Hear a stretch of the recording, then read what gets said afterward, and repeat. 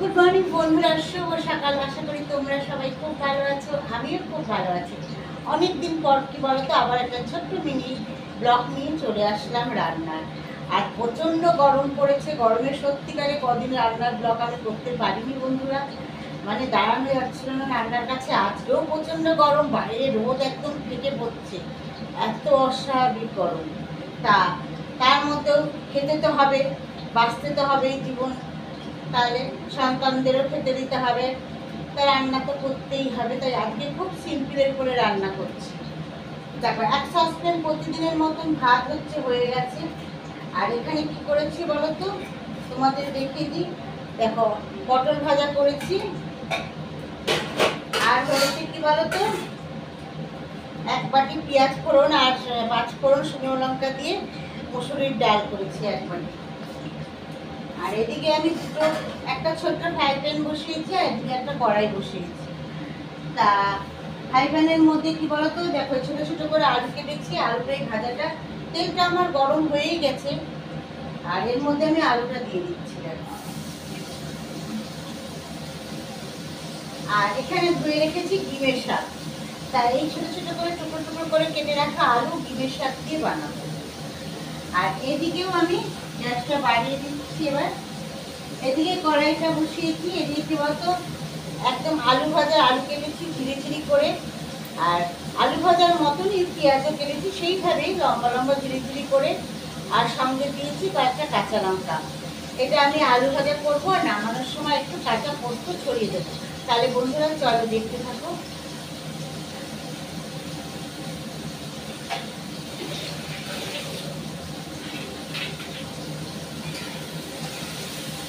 এই আলুটার মধ্যে এবার আমি নুন আর হলুদ দিয়ে দেবো।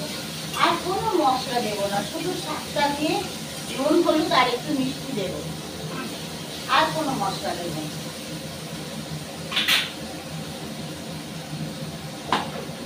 দেখো, লবণ দিয়ে দিচ্ছি।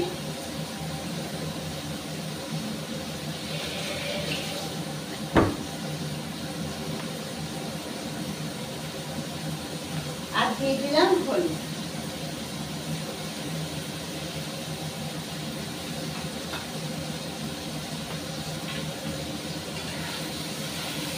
বেশ একটু লাল লাল করে আলুটাকে আমি ভেজে নেব, তারপরে শাকটা দিয়ে।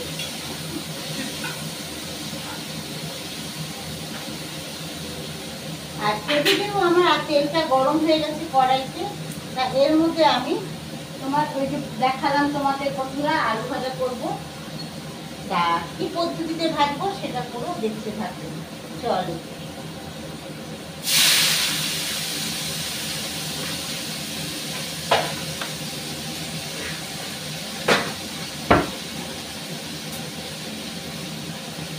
তা এর মধ্যে দিয়ে দিচ্ছি আলু ভাজার মধ্যে হলুদ,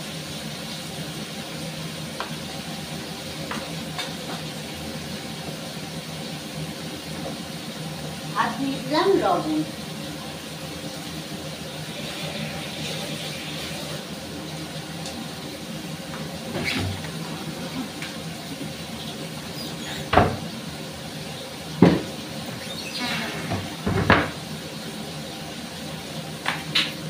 তার সুন্দর করে আলুটাকে ভেজে নেবো লাল লাল করে।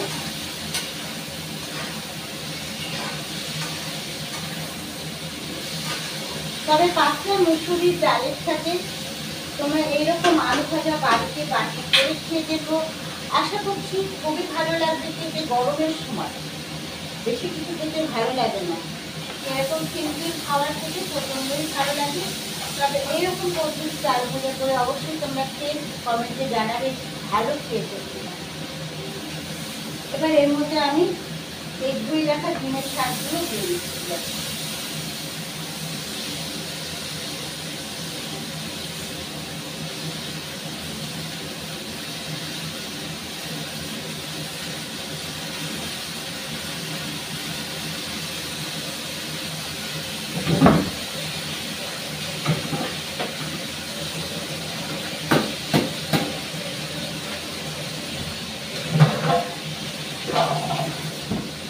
তবে বন্ধুরা যতটা পারি আমি খুব সিম্পলের করে হালকা তেল মশলা দিয়ে রান্না করতে ভালোবাসি, এবং তোমাদের সেগুলো দেখাইও আমি।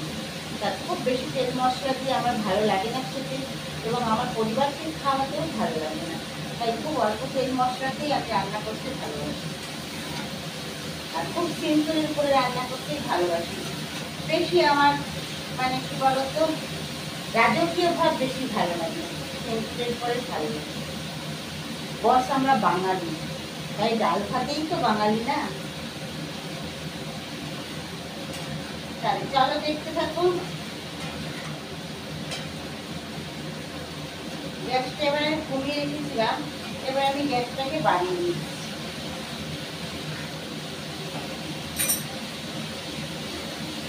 ডিমের শাকটা একটু ভালো করে ভাজা হয়ে যাক, তারপরে আমি একটু মিষ্টি দিয়ে জল দেব।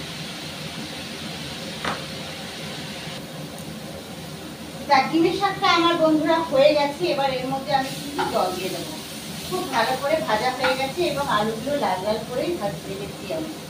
এবার আমি খুব বেশি জল দেবো না, যেহেতু আলুগুলো কি বলতো ছোটো ছোটো করে কাটা তো বেশি জল লাগবে না।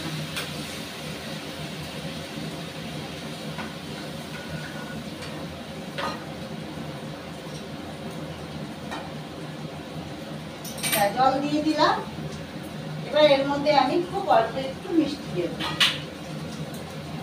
তাতে স্বাদ বাড়ে।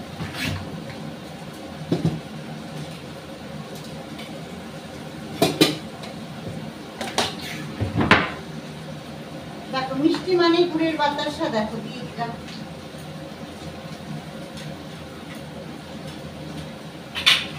আর এদিকে আমার আলু ভাজাটা হয়ে এসেছে, আর একটু হবে।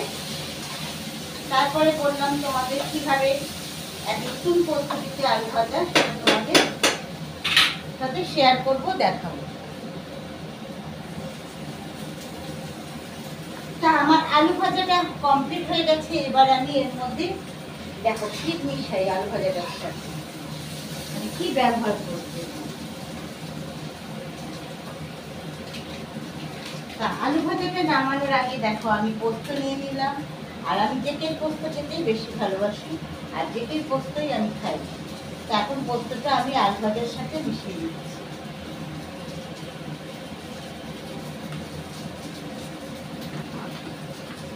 তাহলে বন্ধুরা দেখতে থাকো।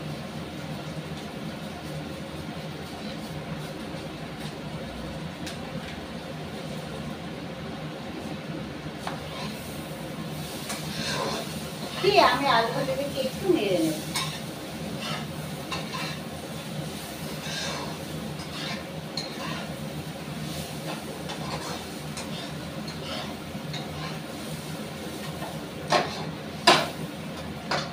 এবার আমি একটা থালার মধ্যে ঢেলে দিচ্ছি। দেখো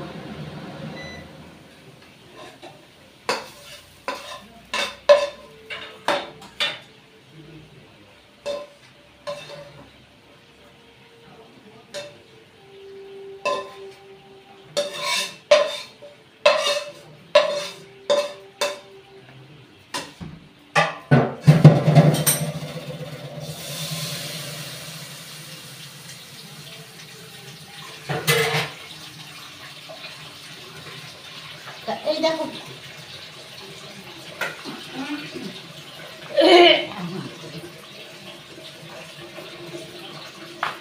দেখো বন্ধুরা আলু ভাজা হয়ে গেছে, একদম পোস্ত ছড়িয়ে নামিয়ে নিয়েছি। তোমরা এরকম পাতলা মসুর ডালের সাথে এরকম করে আলু ভাজা করে বাড়িতে বানিয়ে খেয়ে দেখো, খুব ভালো লাগবে। গরমে যদি কিছু খেতে না ইচ্ছে করে, হ্যাঁ মাছ মাংস, তখন দেখি এরকম ডাল আলু ভাজা দিয়ে ভাত খেতে খুব ভালো লাগবে। আর ভালো লাগলে অবশ্যই সুন্দর সুন্দর করে কমেন্ট করবে, আর শেয়ার করবে, লাইক করবে। কোথায় বন্ধুরা তোমরা তো ভিডিও দেখছো, অথচ দেখছি লাইক নেই কেন? লাইক করতে বন্ধুরা খুব কষ্ট হয়।